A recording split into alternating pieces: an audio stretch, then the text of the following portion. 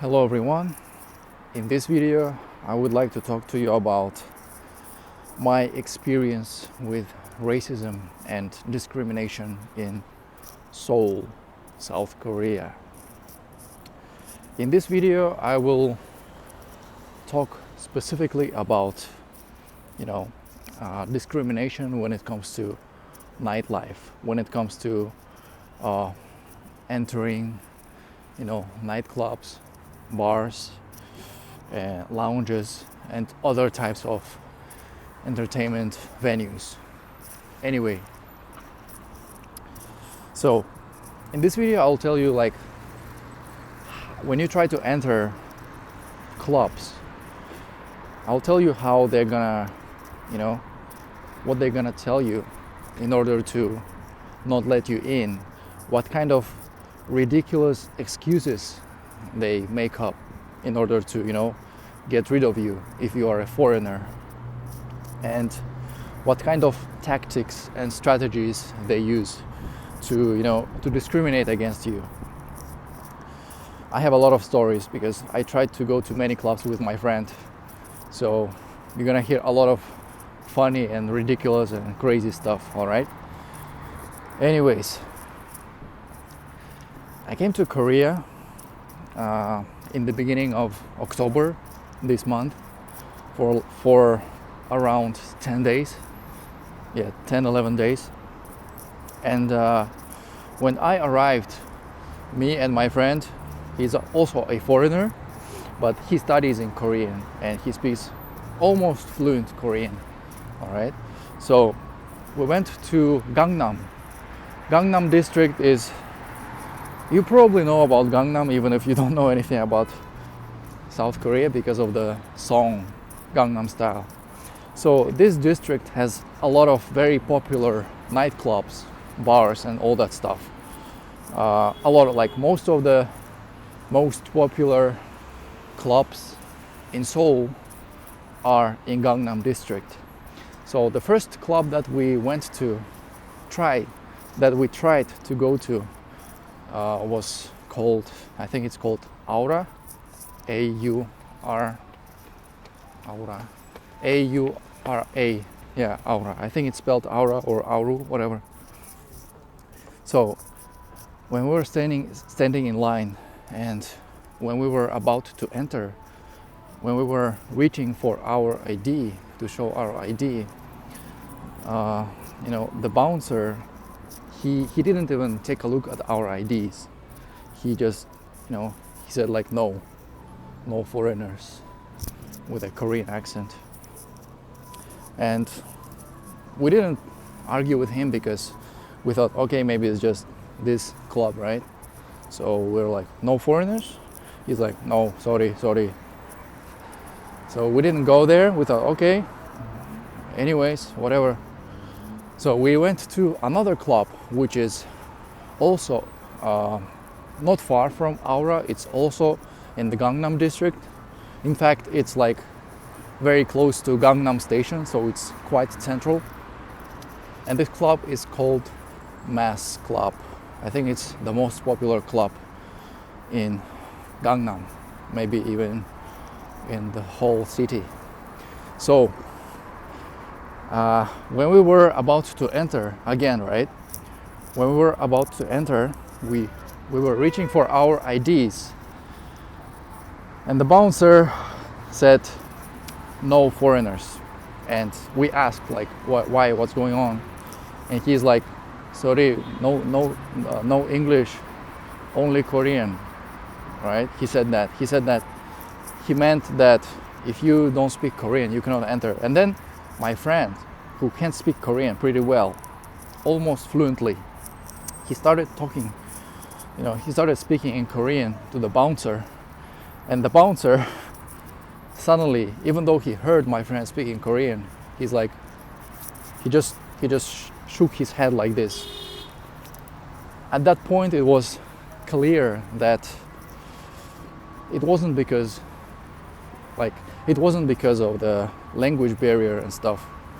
It was purely because we are foreigners, and the whole club was discriminating against foreigners, and the language stuff was just an excuse that they use in order to not, seem openly, racist, whatever. So after that, we realized that going to other clubs in this district is not going to be, different. We're not gonna have like different kind of experiences, because all the clubs are in that district and they probably have the same rules, the same stuff, follow the same guidelines. So we decided to go to Itaewon. Itaewon is another district which is also very, very popular in Seoul, right? And this district is, okay, it's very dark there, okay.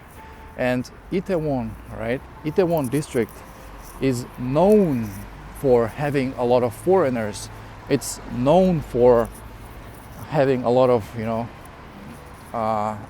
foreign influence. Like, it's a very international area, because there are a lot of foreigners, right? It's basically the most foreigner-friendly place, not only in Seoul, but in the whole country, in South Korea, right? Like, most of the embassies are located in Itaewon, all right? So it's basically like a district catered to, foreigners. 1 second. I don't like when people walk right behind me and just listen to what I say. Yeah, so we went to Itaewon, and there we went directly to the most popular EDM house club in Itaewon, which is called Club Made, M-A-D-E. And there we were standing in line. There were a lot of people, and then when we were about to enter, you know what happened? The bouncer said, "Sorry, only table." So he said, like, we can only enter if we have a table. So we thought, like, oh, maybe it's because, today is Friday, and maybe it's very busy inside, and they make all the boys, pay for the table, right? So we decided, oh, maybe it's like, it's not discrimination, it's busy right now, right? But then we were standing, when we were standing aside, right in front of the entrance, I was looking and I saw, like, all the Koreans, all the locals, they were entering without any problems. Like, the bouncers didn't tell them anything. Like, they were just showing their IDs, and that's it. Like, they were showing their IDs. The bouncer checked for their age, and they were free to enter. Of course, they paid for the entrance, and that's it. Like, not a single Korean person was asked to get a table, or if they have had a table. He only asked us. Obviously, it was very clear that it's because we are foreigners, all right? So, and then we decided to, we gave up trying to go to these popular nightclubs. So we decided to go to lounges and bars. The next place that we went to, which is not far from Club Made, it was a lounge bar, and it's pretty big. Like, it's located in a central location in Itaewon. I think it's called Waikiki. I think it's a lounge or a bar, whatever. And this is when the funniest thing happened. So when we were standing in line, right, there were a lot of people standing in front of us, because it's quite popular, it's very packed, there's loud music, right? And the security came to us, right? There were like 40 to 45 people in line, right? And the security came to us, and you know what he said? He said, he put his hand right in front of us and he said, I'm sorry, the line is over, or the line is finished. Like, he was basically saying that, oh, sorry, he doesn't let us in, he cannot let us in because like the people in front of us are the last people that could enter. Of course, we understood that that's complete BS because, like, imagine just imagine this. 1 second. Just imagine, right? There are 40 people, like it's a long line, maybe even 50 people, right? Let's say there are 50 people in line, and then you and your friend, you are number 49 and number 50, right? In line, so you're at the very end. And then the security comes right in front of you and says, hey, like, the line is over, you cannot enter. So he lets the first 48 people enter, but he doesn't let you enter. Obviously, you know that that's just BS and he's just trying to get rid of you, right? Because I would understand if there were, a lot of people behind us, maybe like 10 people, and then he cut in front of us. Maybe I would understand, okay, he can only let like 50 people in and other 10 people cannot enter. I could understand that, but he cut the line right in front of us. We were the last 2 people. Like, what the hell? And you know what's the funniest thing is? The funniest thing is we convinced him that basically it's a nonsense, right? And we convinced him, come on, we're like the last 2 people. And he's like, okay, eventually he's like, okay, you can stay. And then, you know what happened next? Whenever Korean people were coming in the line, he would tell them to stay in front of us. I'm not kidding, guys. Like, there was like a group of 4 Korean guys, right? And they came to line and he told them to come and stay in front of us. Can you imagine that?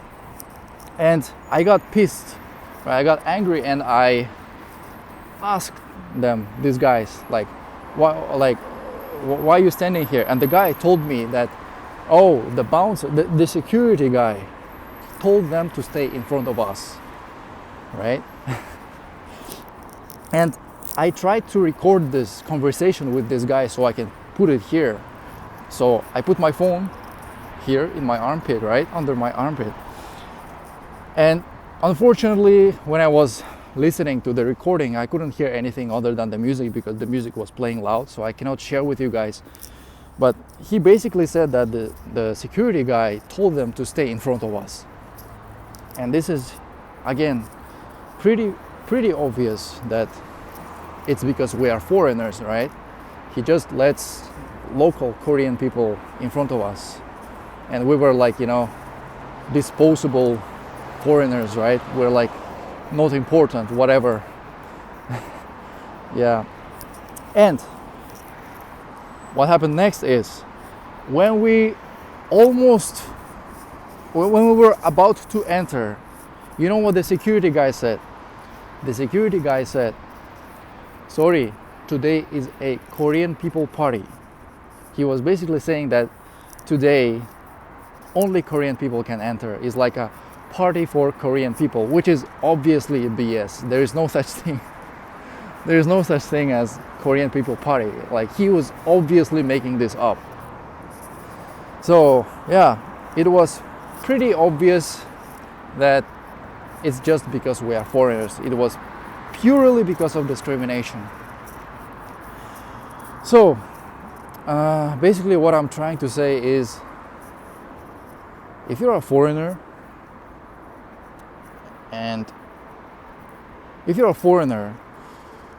it's gonna be very, very difficult for you to enter a lot of nightclubs and a lot of bars and lounges, especially if those are popular and big clubs and bars and other types of entertainment venues. It's gonna be like almost impossible for you to enter, because they will, you see, there are clubs. Look, most of the clubs will not let you in. Most of the popular clubs like Octagon, Mass, Aura, Made, right? All the big EDM kind of clubs, they will not let you in if you're a foreigner, right? But the thing is, some of these clubs will tell you directly, you cannot enter because you are a foreigner. Like, it doesn't matter, black, white, Asian, Indian, whatever. If you're a foreigner, you cannot enter. Other clubs, they will also not let you in because you're a foreigner, but they will not say it openly. They will just, make up like different kinds of excuses, like, oh, you can't speak Korean, so you cannot enter. And even if you do speak Korean, they will just not let you in anyway, because that's not the reason they're not letting you in. It's because they just keep making up the excuses not to let you in. And then other clubs, there's a lounge. It's called Owl Lounge. It's located in Itaewon as well. We didn't try to go there, but like we heard a lot about it from other foreigners on that street when we were talking to other foreigners about all this entrance BS, discrimination BS. And they said that in that club, in that lounge bar, there's a paper with a notice that says only Korean nationals, like local Korean people, and foreigners with a F4 visa can enter this lounge. And an F4 visa is a visa that only ethnic Koreans from other countries outside of Korea can apply for, right? So this is like clear discrimination, right? Like they will allow foreigners if those foreigners are ethnic Koreans. Like, let's say my friend, right, from my country, like we both are from the same country, and we go to South Korea and we try to enter this Owl Lounge club, right? He will be able to enter even though he is just, same as me, a foreigner from the same country, right? He will be able to enter if he is ethnic Korean, right? Even if he doesn't speak Korean, but I won't, right? So this is just, discrimination or racism or whatever, right? Yeah, so this is my experience, and what I'm surprised about. I'm surprised about the fact that it's not something that people talk about, right? For some reason, when something similar happens in China, and I lived in Shanghai for like more than a year, almost 2 years. When something like this happens anywhere in China, like it immediately spreads on the internet very fast, right? It makes headlines, news headlines, it's written everywhere. People make content about it. There are even channels dedicated to, discrimination and racism in China, right? But South Korea, Seoul, South Korea, like it's exactly the same. In the city, you can be denied entrance to a lot of places. I mean, clubs, right? Clubs, nightlife places, right? You can be denied entry because of your skin color, because of your nationality, because you are foreigners. Like they will openly tell you cannot enter because you are a foreigner. And they will openly tell you that only ethnic Koreans can enter, even if they are not from Korea, right? They openly discriminate against you, like openly, in the middle of the city, right? Gangnam and Itaewon. And I'm just wondering, why is no one talking about this, right? Like, why is no one talking about this? Why is there not much content on the internet about this? I'm not the only person that, like me and my friend are not the only people to whom it happened to, right? Because after this happened to me, I was researching a lot on the internet, like what's going on. No entry for foreigners. Like I was searching this stuff on Google, and I was reading a lot of people complain about this on the forums, right? On forums. But when I try to like find some content on YouTube, I don't see any videos about this. Like nobody makes content about this. Nobody really talks about it.